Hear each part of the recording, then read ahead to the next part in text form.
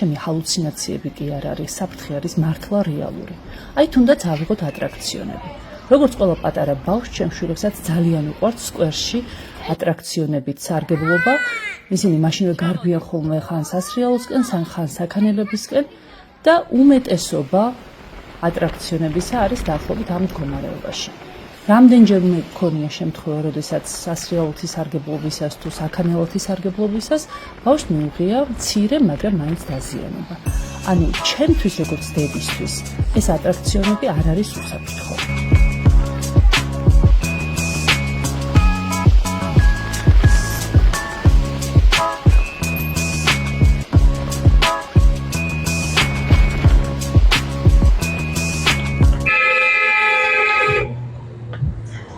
არც თუ იშვიათად შუქნიშანი აქ უბრალოდ ითიშება და მძღოლის კეთილნებაზეა დამოკიდებული გზავს გადასასვლელზე.